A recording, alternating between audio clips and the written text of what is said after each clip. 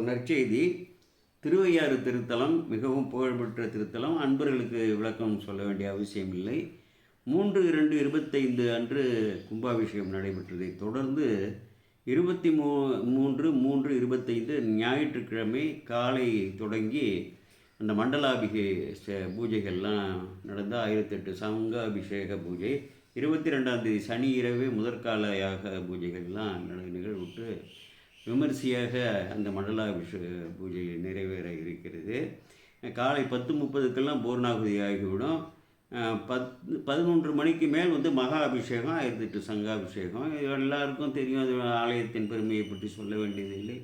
அப்பர் பெருமானுக்கு திருக்கைலை காட்சி காட்டிய அந்த திருத்தலம் சுந்தரமூர்த்தி சாமிகளுக்காக காவிரி வெள்ளத்தின் ஊடே வழிவிட்ட அப்படி பெருமானே வெளிப்பட்டு அருளியதெல்லாம் நந்தி தேவர் அங்கே அவதரித்து திருமணம் நடந்த அந்த திருத்தலம்.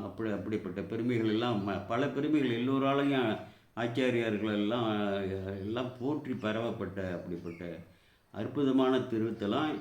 இயன்ற அன்பர்கள் அங்கே முன்னதாக சென்று அந்த விழாவில் கலந்து கொண்டு எல்லா இறை நலன்களையும் இறைவனை போற்றி இறங்கி கோமல் சேகர் விடைபெறுகிறேன். வணக்கம்.